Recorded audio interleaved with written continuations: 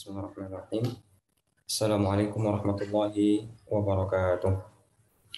Bismillahirrahmanirrahim. Alhamdulillahirabbil alamin. Wassallallahu ala sayyidina Muhammadin wa ala alihi wa sahbihi ajma'in. Subhanaka la ilma lana illa ma 'allamtana innaka antal alimul hakim. Wa inna ta'alluma wa ta'lima wa tadhakkura wa tadhkira wa naf'a wal intifa' wal ifadata wal istifadata wal hathala tamassuki bi kitabillahi wa sunnati rasulih wa du'a ila al-huda wa dalilata rafiq bi wajhillahi wa marbatihi wa qurbihi wa thawabihi subhanahu wa ta'ala. Amma ba'du, insyaallah pada pertemuan kali ini kita akan melanjutkan pembahasan kita masih seputar permasalahan fikih ibadah, terkhusus pada permasalahan mengenai salat, yang mana pada pertemuan hari Minggu yang lalu kita sudah mengetahui bahwasanya dalam salat itu ada 3 jenis perbuatan-perbuatan.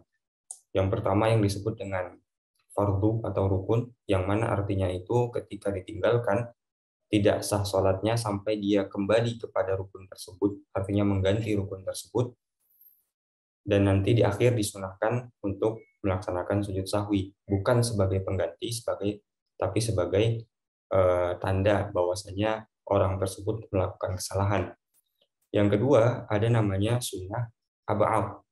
Ya, sunnah ab'ad itu adalah sunnah-sunnah tertentu yang nanti jumlahnya ada 6. Ketika seseorang tertinggal dari sunnah ab'ad itu, sholatnya tetap sah, tetapi dianjurkan untuk sujud sahwi sebelum salam. Yang ketiga namanya sunnah hayat.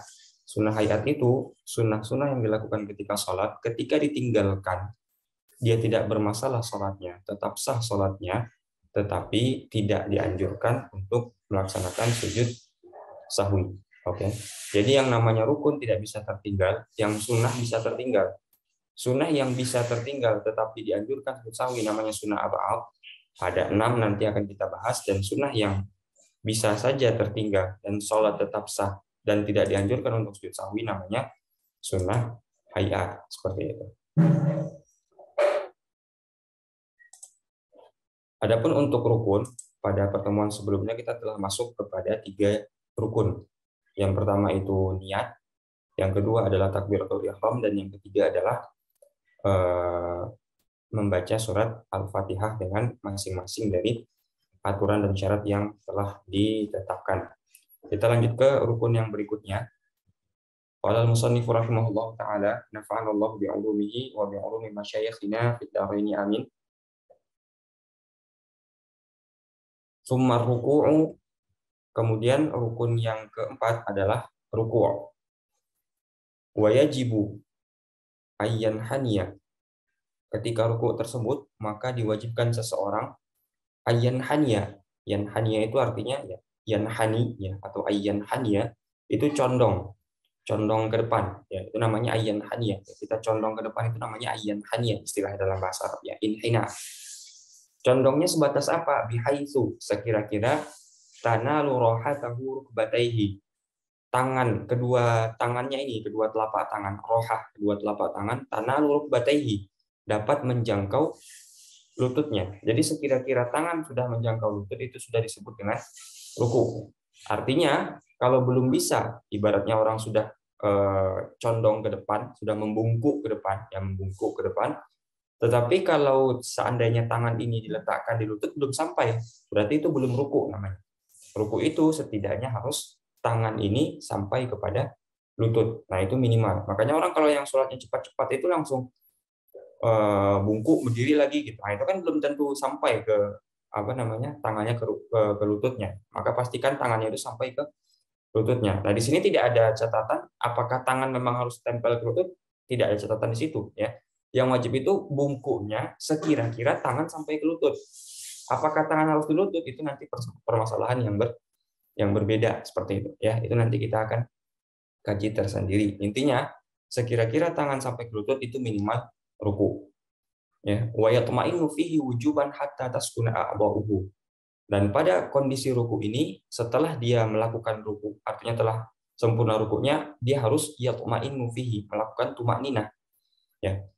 Hatta taskuna a'dha'uhu, sampai anggota tubuhnya itu diam, ya, tenang. Ibaratnya antara satu rukun dengan rukun yang lain ada pemisah. Oke. Ibaratnya kalau kita berdiri ruku, oke. Ruku setelah ruku kan i'tidal. Antara ruku dengan i'tidal itu tidak sesuatu yang bersambung, ibaratnya langsung set set. Nah, kalau dari ruku langsung berdiri kan nggak ada pemisah, ibaratnya itu seperti gerakan satu gerakan semua gitu kan.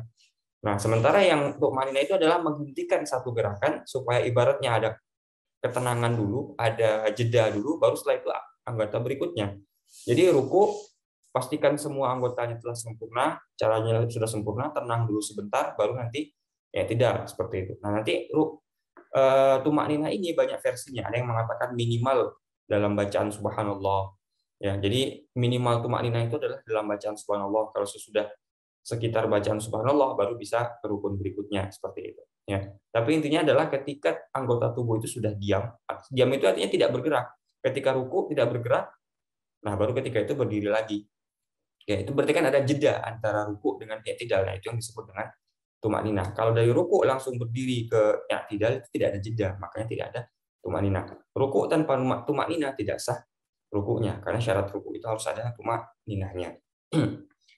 Summa i'tidalu, ya, kemudian melakukan i'tidal. I'tidal ini bisa dipahami kembali ke posisi awal sebelum ruku. Oke. Jadi kalau sebelum ruku orang tersebut sholatnya berdiri, maka setelah ruku dia kembali ke posisi berdiri. Nah, kalau seandainya orang yang sholat itu sebelum ruku dia duduk, misalkan karena tidak mampu berdiri, maka dia kembali ke posisi duduknya itu. Ya, begitupun dengan cara yang lain. I'tidal itu adalah kembali ke posisi semula sebelum dia ruku. Kalau sebelum dia ruku seperti ini ya seperti ini, kalau seperti itu ya seperti itu. Itu yang disebut dengan ya tidak seperti itu. Ya. Itu rukun yang kelima, wa yatma'innu fihi wujuban, dan wajib juga pada i'tidal itu, saat i'tidal itu melakukan tumak ninah. Ya, artinya antara i'tidal dengan rukun setelahnya yaitu sujud harus ada jeda dengan diam sebentar. Kayak diam sebentar. Berikutnya summa sujudu, ya, summa sujudu, kemudian melakukan gerakan sujud. Jadi rukun yang berikutnya, yang kelima itu adalah sujud. Sorry, yang berikutnya sujud, yang keenam sujud.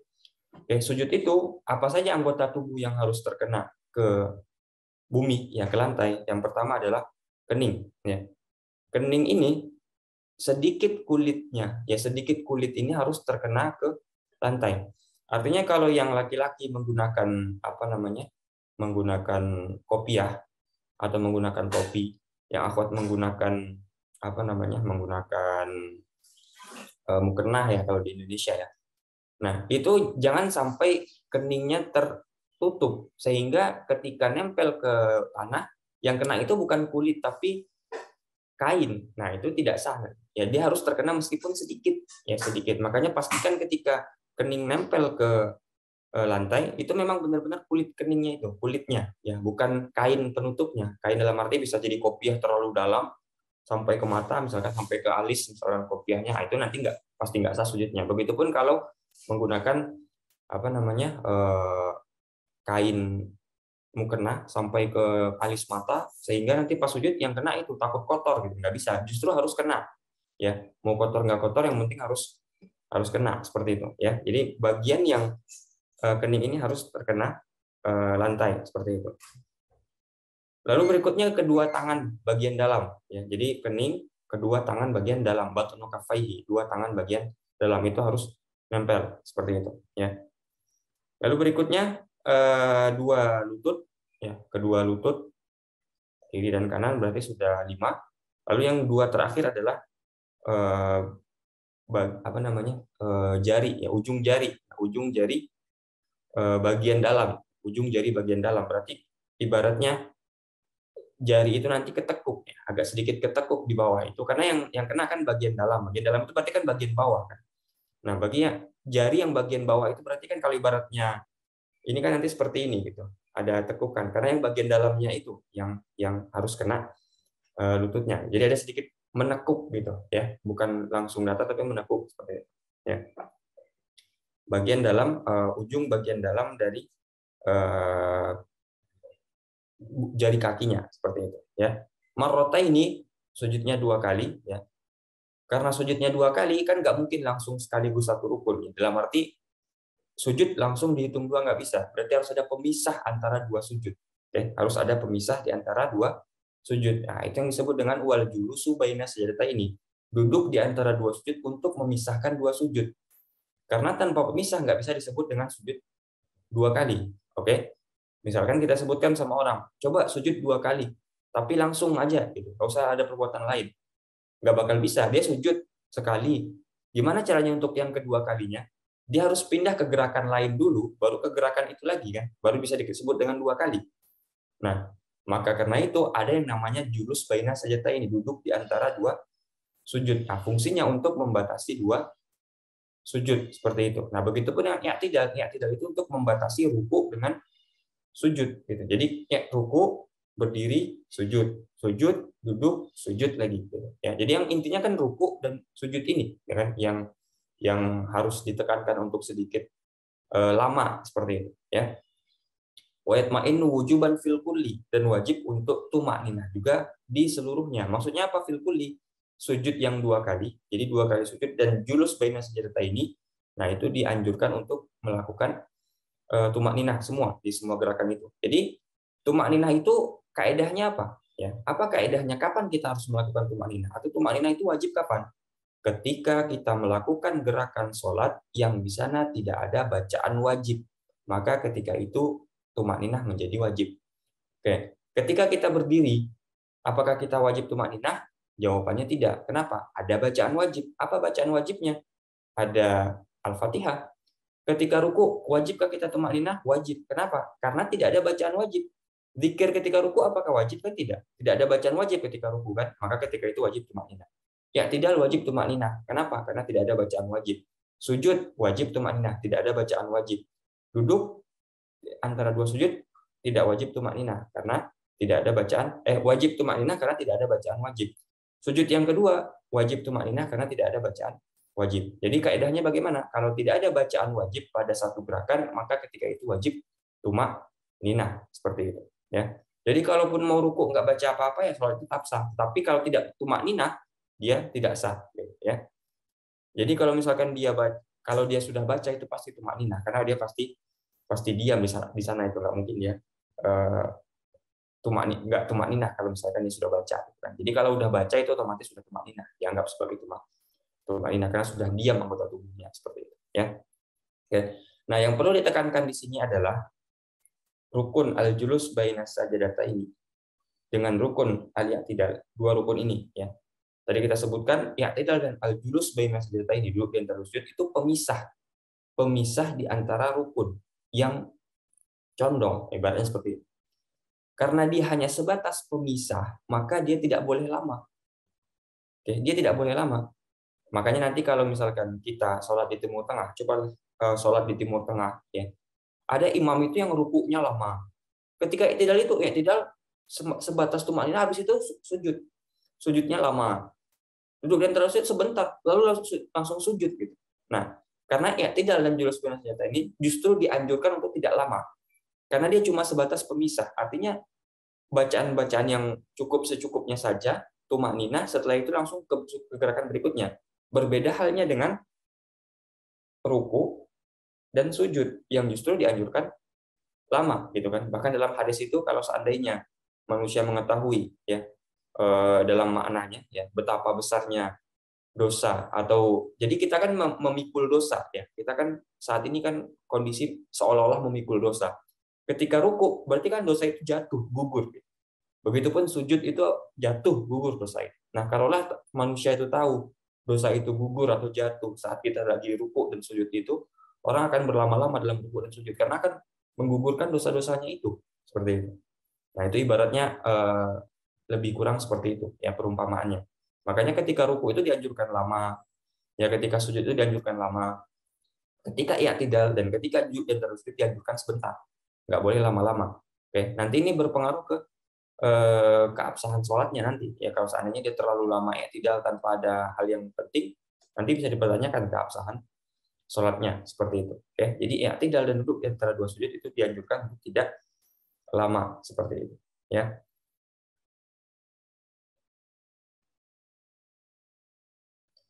Batasannya apa? Batasan dari lamanya i'tidal dengan duduk di antara dua sujud. I'tidal tidak boleh melebihi Al-Fatihah. I'tidal tidak boleh melebihi bacaan Al-Fatihah ketika berdiri. Artinya jangan sampai i'tidal itu lebih lama daripada berdiri untuk membaca Al-Fatihah. Sementara duduk di antara dua sujud tidak boleh lebih lama dibandingkan dengan tasyahud yang paling minimal. Ya, tasyahud yang paling minimal. Nanti kita akan jelaskan minimal tasyahud itu apa. Ya, jadi minimal tasyahud yang sudah dianggap sah salat itu bagaimana? Tidak boleh lebih lama daripada itu duduk di antara dua sujud itu. Oke. Jadi i'tidal batasannya tidak boleh lebih lama dari berdiri untuk membaca Al-Fatihah. Duduk di antara dua sujud tidak boleh lebih lama dari minimal duduk membaca tasyahud. Ya. Duduk untuk minimal membaca tasyahud. Ya, tasyahud minimal seperti apa? Seperti itu. Ya. Lalu berikutnya wat tasyahudul akhir. Ya, sebelum kita masuk ke sana. Jadi duduk ini, ya, kalau di sini belum dijelaskan jenis duduknya atau bagaimana cara duduknya, ya. Tapi kalau kita nanti baca di kitab-kitab yang sedikit lebih rinci, jadi bi'ayyi julusin kana soha, ya. Duduk jenis apapun itu sah sholatnya. Oke. Karena di sini kan perintahnya duduk. Duduk jenis apapun itu sah sholatnya. Kalau misalkan mau duduk bersila, sahkah orang duduk sholat bersila itu? Sah sholatnya. Karena biayi julusin, karena duduk seperti apapun sah sholatnya. Oke. Tetapi yang disunnahkan adalah ketika duduk itu tidak diiringi dengan salam, namanya duduk iftirash, gitu kan. Seandainya duduk itu diiringi dengan salam, namanya duduk tawarruk. Oke, jadi nanti yang duduk disunahkan itu ada dua, duduk iftirash dengan duduk tawarruk. Kapan duduk iftirash? Duduk iftirash adalah ketika tidak diiringi dengan salam. Oke. Ketika kita duduk itu apakah setelahnya salam? Tidak, berarti iftirash. Apapun duduknya. Oke. Kalau setelah kita lagi duduk, setelah ini saya salam, oh berarti setelah itu duduknya tawarruk. Apa bedanya iftirash dengan tawarruk? Iftirash itu kita duduk di atas kaki sebelah kiri. Gitu. Jadi kaki sebelah kiri itu diletakkan di lantai, kita duduk di atasnya. Nah, kaki yang kanan menekuk, sebagaimana sujud kan, menekuk ujung jarinya. Gitu. Oke. Jadi kaki sebelah kanan itu berdiri, jarinya menekuk. Oke. Yang sebelah kiri sebagai pangkuan atau sebagai alas duduk kita. Gitu, seperti itu. Namanya duduk iftirash. Oke. Kalau duduk tawarruk, kaki sebelah kanan tetap seperti itu, berdiri dan ujung jarinya menekuk. Bagian sebelah kirinya, kaki kirinya masuk lebih ke dalam. Kita duduk di lantai. Gitu. Jadi kalau tawarruk kita duduknya di lantai, kakinya sudah agak masuk ke dalam. Ya, iftirash kan agak keluar, tapi kalau tawarruk agak ke dalam. Ya, itu yang disebut dengan duduk tawarruk. Nah, secara praktek, insya Allah semuanya pasti sudah paham apa itu duduk iftirash dan apa itu duduk tawarruk. Intinya apa? Kalau seandainya duduk itu tidak diiringi dengan salam setelahnya, duduknya iftirash. Tapi kalau diiringi dengan salam setelahnya, duduknya tawarruk. Seperti itu. Ya, sholat subuh berarti cuma di akhir itu sholat duduknya tawarruk yang sebelum salam. Oke. Begitupun dengan sholat-sholat yang 2 rakaat lainnya. Seperti itu. Ya, dalam mazhab Imam Asy-Syafi'i. Seperti itu. Oke. Terus wa yaf'alu baqiyat rakaat kadzalika, dan melakukan setiap rakaat seperti itu semua. Oke, jadi kalau sholatnya 4 rakaat berarti keempat rakaatnya melakukan seperti itu. Ya, dari mulai berdiri, baca Al-Fatihah, ruku sampai kepada sujud yang kedua, semuanya dilakukan itu ke jumlah rakaat yang semuanya seperti itu, ya. Berikutnya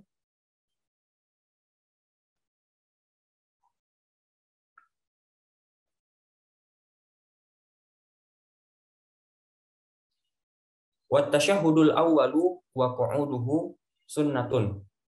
Ya, ini sedikit tambahan yang sebenarnya dia sunnah dimasukkan dalam rukun, tapi ini untuk membedakan, ya. Tasyahud awal dan duduknya, oke. Jadi harus dibedakan antara tasyahud. Rukun itu ada namanya tasyahud akhir nanti, atau perbuatan sholat itu ada namanya tasyahud. Tasyahud itu bukan duduknya. Tasyahud itu membaca at-tahiyatu, nanti ada tasyahud ya. Itu yang tasyahud itu. Duduk untuk membaca itu namanya duduk tasyahud. Oke. Jadi bedakan antara duduk tasyahud dengan tasyahud. Rukun sholat itu ada namanya tasyahud akhir.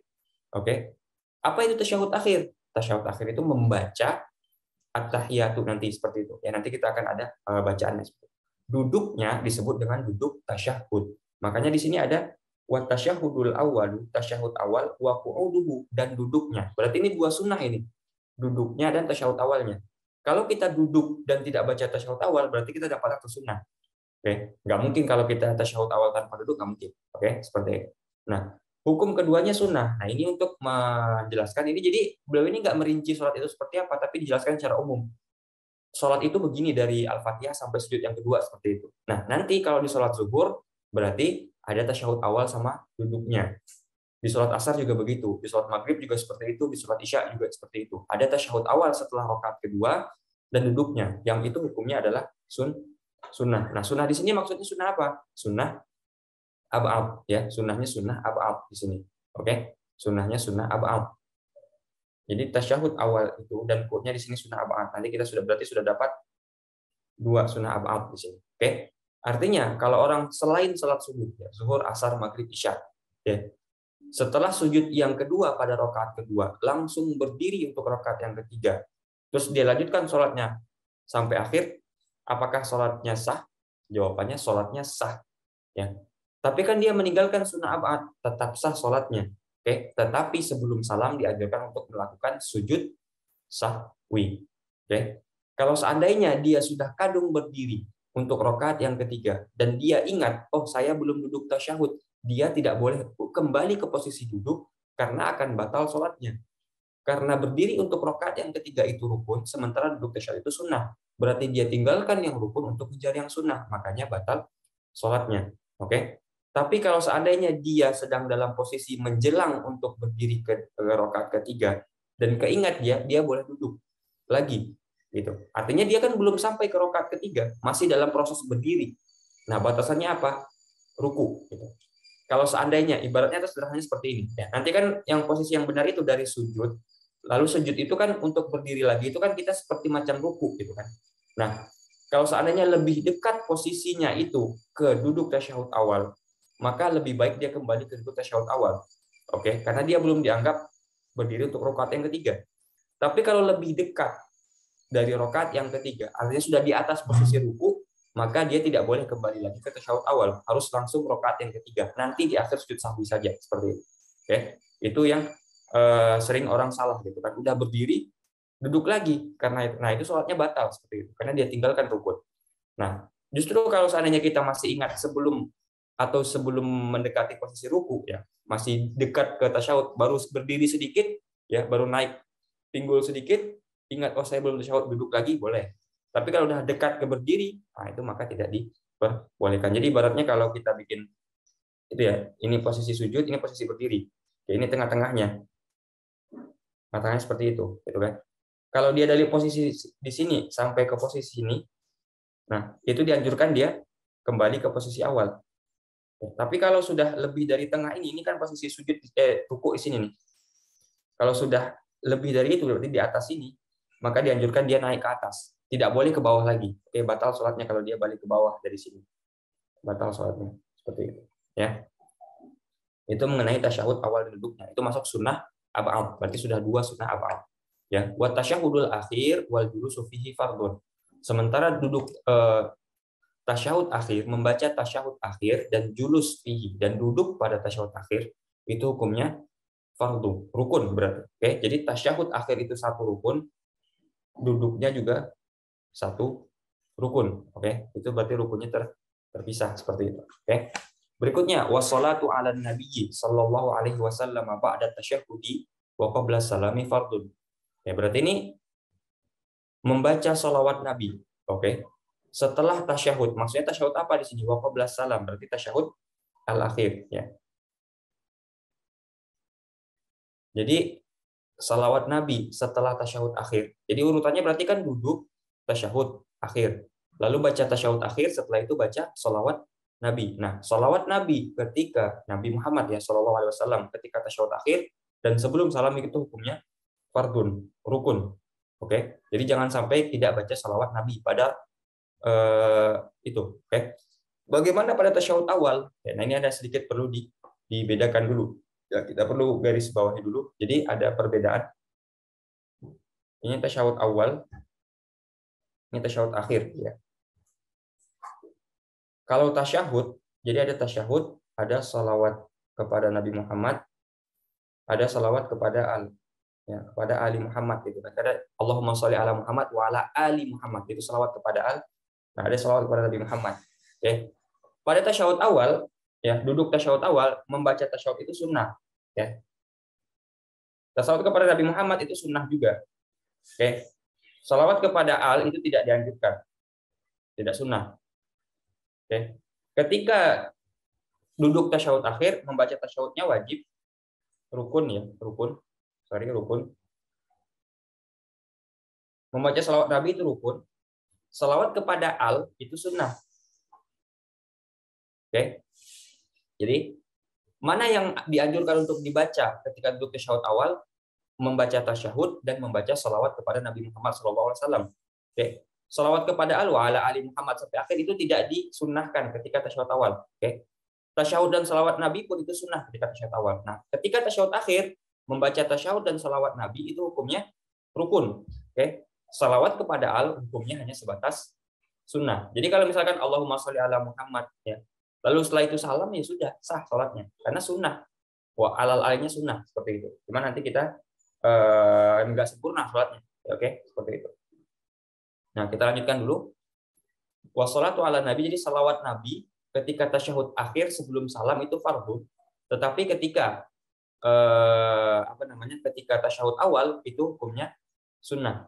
Nah, adapun salawat untuk untuk keluarga Nabi wa ala ali itu ketika tasyahud akhir itu sunnah, ketika tasyahud awal itu tidak disunahkan seperti itu. Ya, wassalamu minas sholati fardun. Lalu salam itu maksudnya apa? Salam yang pertama. Salam yang pertama dari sholat, berarti salam yang ke kanan, oke? Itu hukumnya fardun. Oke. Salam itu apa maksudnya? Salam itu membaca salamnya, assalamualaikum. Oke. Tidak masuk menghadap kanannya, itu beda lagi. Menghadap ke kanan ketika salam itu hal yang berbeda dengan salamnya. Oke, begitu pun dengan takbiratul ihram. Takbiratul ihram itu apa? Membaca Allahu Akbar, bukan mengangkat tangan. Itu beda lagi kasusnya mengangkat tangan. Oke, jadi harus dibedakan. Jadi yang rukun itu apa? Membaca salamnya seperti itu. Oke. Wa aqallus salami, minimal salam itu apa? Assalamualaikum. Jadi kalau anggaplah kita baca assalamualaikum, sudah cukup selesai. Dalam arti sudah sah sholatnya. Oke, nggak perlu assalamualaikum warahmatullahi, nggak perlu. Kalau mau sempurna sampai warahmatullahi memang, gitu ya. Tapi kalau minimal assalamualaikum terus udah selesai langsung dia kabur misalkan seperti itu. Nah, sholatnya sudah dianggap sah seperti itu, ya.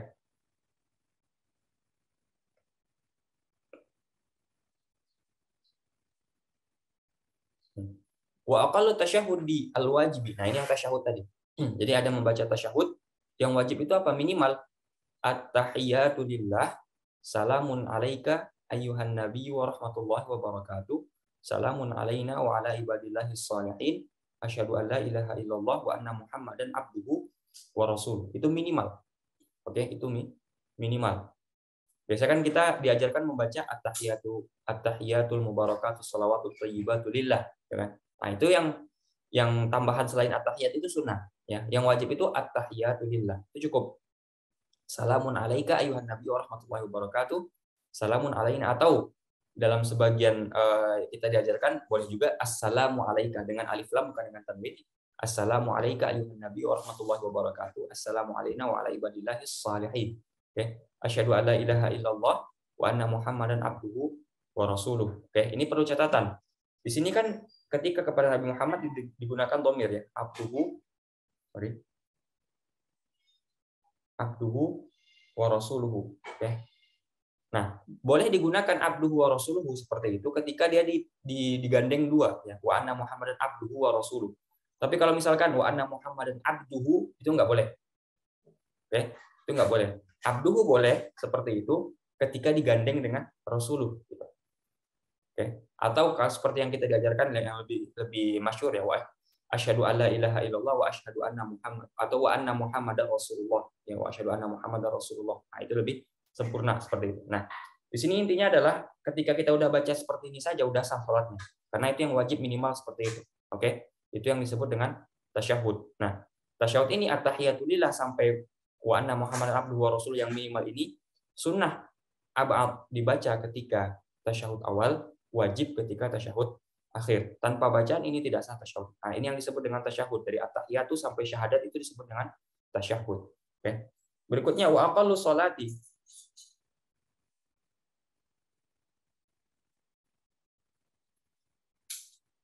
Wa aqallu sholati ala Nabi sallallahu alaihi wasallam. Minimal sholawat Nabi itu apa? Allahumma sholli ala Muhammad.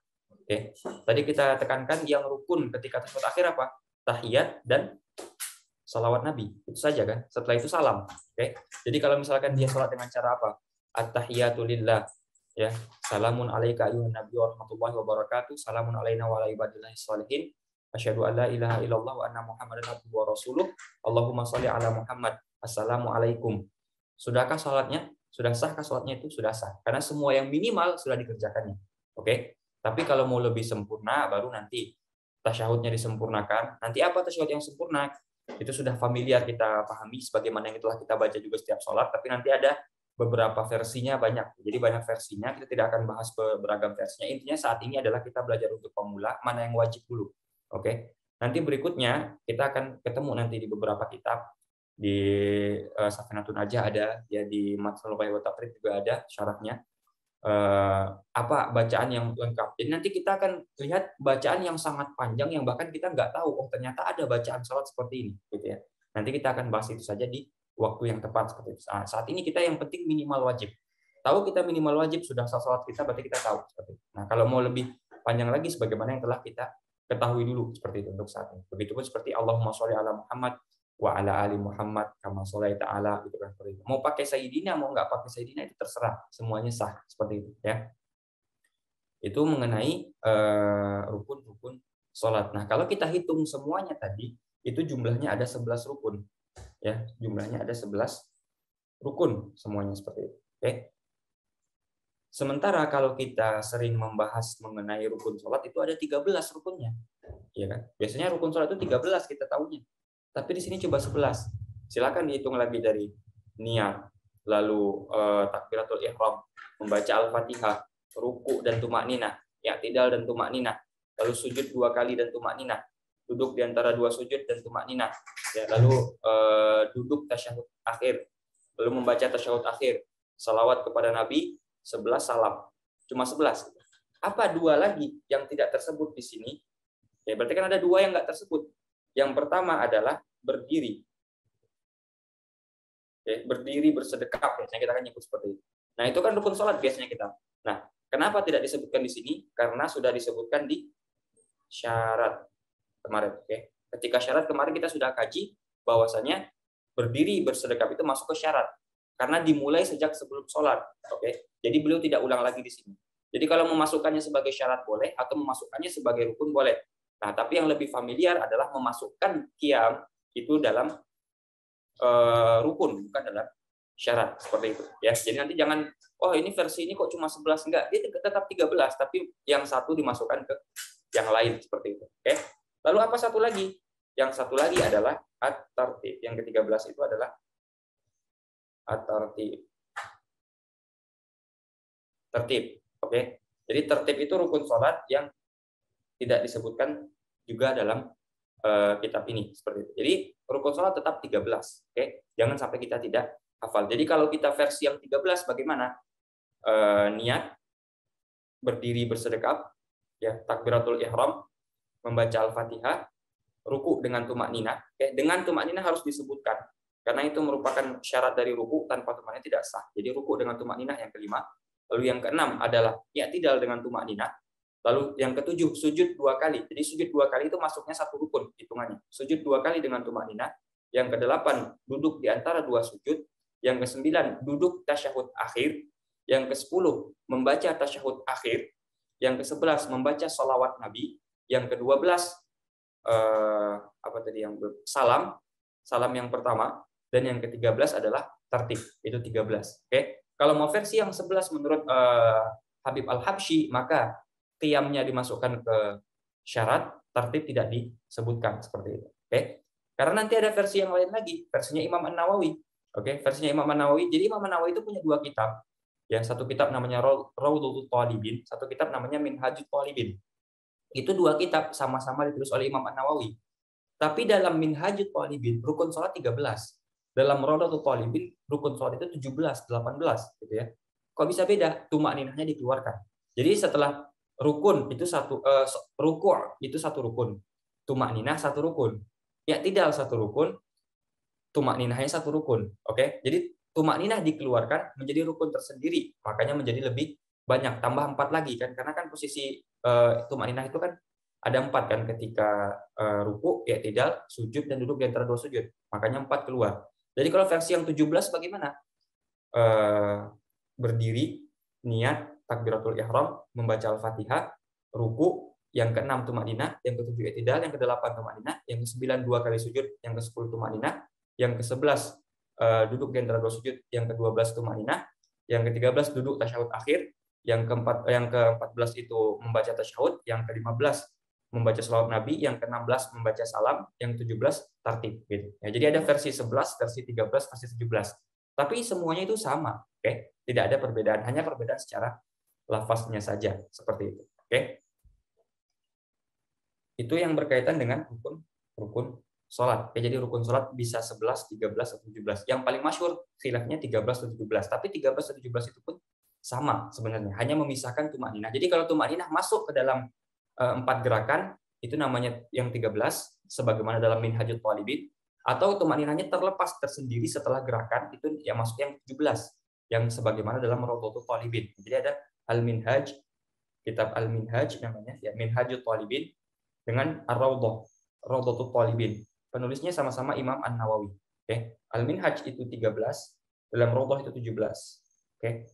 Seperti itu, ya. Minhajut Talibin dan Rawdatul Talibin seperti itu. Oke. Wa yanbaghi ayyati bis-sunani jami'iha. Oke. Yanbaghi itu tidak wajib tapi dianjurkan. Oke. Dianjurkan untuk melakukan semua jenis sunnah-sunnah salat. Wahya katsiratun jiddan, dan jumlahnya banyak sekali. Kita tidak akan bahas di sini, kata beliau, ibaratnya seperti itu. Oke. Jadi kan kita sudah tahu nih, ada yang wajib cuma ini. Ternyata banyak hal yang selama ini kita lakukan, kita anggap wajib, ternyata itu sebatas sunnah. Nah, itu yang nggak boleh kemarin sebenarnya ketika kita bahas wudu kan. Kita harus tahu yang wajib itu mana yang wajib, yang sunnah itu mana yang sunnah. Gitu. Yang wajib ya tadi itu. Tasyahud yang wajib yang mana? At-tahiyatu lillah. Seperti itu saja. Sampai ke wa asyhadu anna Muhammadan abduhu wa rasuluhu, wa asyhadu anna Muhammadar rasulullah. Gitu kan. Selawat Nabi itu yang wajib yang mana? Allahumma sholli ala Muhammad. Itu saja yang wajib. Yang lebihnya itu sunnah. Seperti itu. Oke. Nah, sekarang kita tahu nih, mana yang wajib, mana yang sunnah. Itu baru sempurna sholat kita sebenarnya. Jadi kita tahu mana yang wajib, mana yang sunnah. Karena syaratnya itu harus kita mengetahui, membedakan mana yang wajib, mana yang sunnah. Jangan sampai kecampur. Yang wajib kita sangka sunnah, yang sunnah kita sangka wajib. Itu nggak jelas sholatnya. Oke. Nah, sunnah itu terbagi dua kan. Ada yang namanya sunnah ab'ad, ada yang namanya sunnah hay'at. Oke. Sunnah ab'ad itu cuma 6. Oke. Apa yang 6 itu? Yang pertama itu duduk tasyahud awal. Oke. Duduknya itu sunnah, satu sunnah. Oke. Membaca tasyahud awal itu sunnah juga.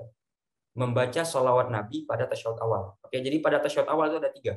Duduknya, membaca tasyahud awal pada duduk tasyahud awal. Oke. Membaca tasyahud pada duduk tasyahud awal, sorry. Yang ketiga adalah membaca sholawat Nabi pada tasyahud awal. Oke. Nah, ketika 3 hal ini ditinggalkan, artinya kita cuma duduk tasyahud awal, nggak baca tasyahud awal, nggak baca sholawat Nabi. Berarti kan sunnah apa? Ketinggalan, sujud sahwi. Oke. Terus ketika i'tidal itu nanti ada ketika sholat subuh. Oke, sholat subuh ini membaca kunut. Jadi berdiri untuk kunut itu 1. Oke, berdiri untuk kunut itu 1. Setelah itu membaca doa kunut itu 1 juga, gitu ya. Jadi kalau kita berdiri i'tidal, kita berdiri saja nggak baca kunut, itu nggak sunnah apa? Berarti kita sujud sahwi karena kita nggak baca kunut. Jadi kunut itu membacanya, berdiri untuk kunut itu 1 sunnah tersendiri. Oke, seperti itu. Sebentar.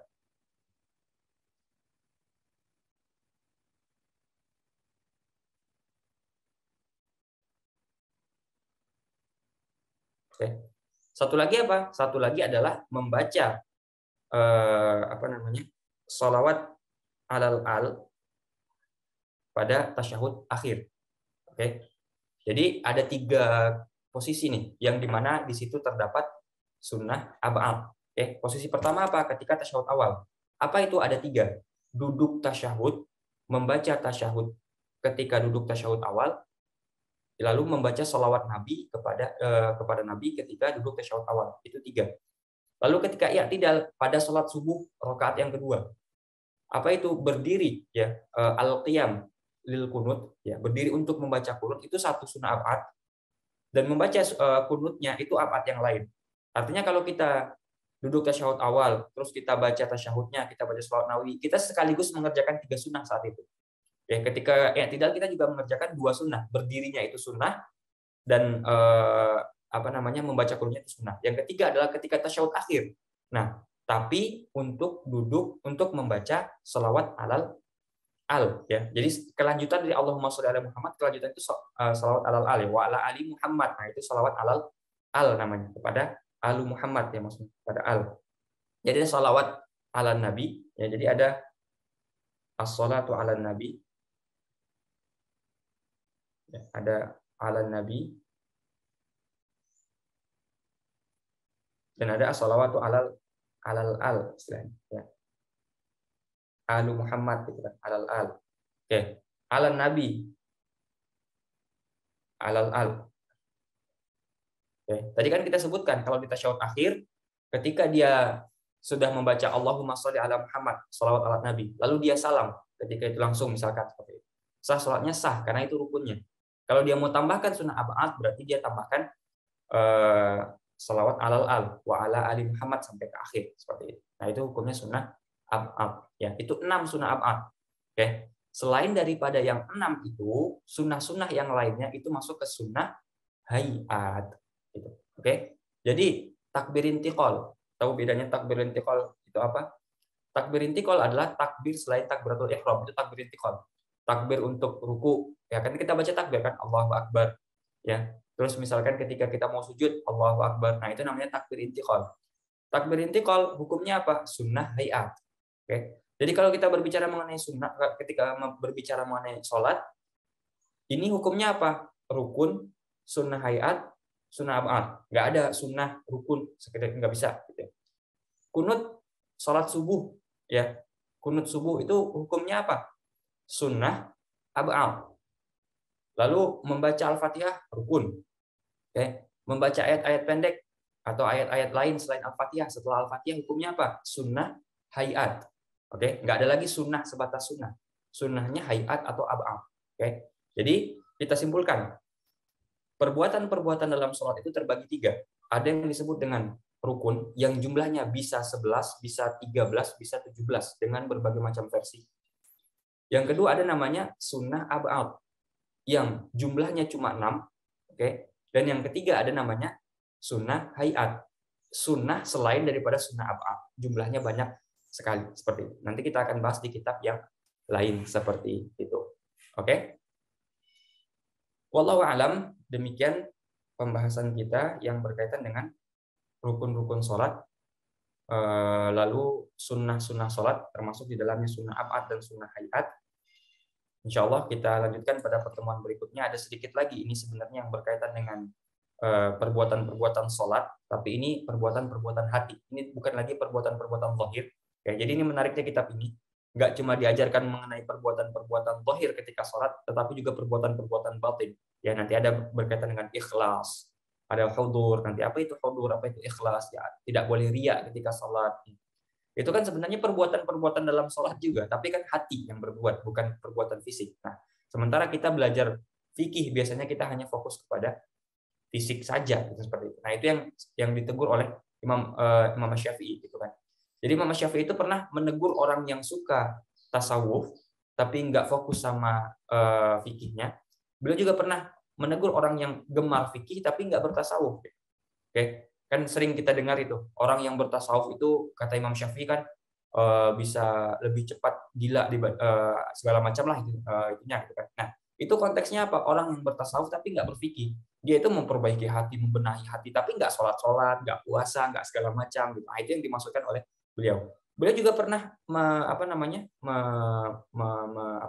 mengatakan sesuatu yang tidak baik kepada orang yang berfikih tapi nggak bertasawuf, ya karena hatinya akan keras gitu. Orang yang sholat saja, zakat saja, tapi nggak pernah tazkiyatun nafs, itu nanti hatinya keras gitu. Ya, itu juga pernah disinggung oleh Imam Asy-Syafi'i. Jadi konteks berbicara Imam Syafi'i itu bukan orang ahli fikih hatinya keras, orang yang ahli tasawuf maka dia akan gila, bukan seperti itu konteksnya. Orang yang bertasawuf tapi nggak pernah fokus ke fikihnya, cuma tasawuf aja, memang seperti itu kata Imam Syafi'i. Orang yang fikih saja nggak pernah tasawuf itu nanti hatinya keras seperti itu. Nah makanya di kitab ini setelah kita bahas fikihnya, nanti kita bahas tasawufnya sedikit ini. Ada beberapa hal yang perlu wajib, bukan wajib juga.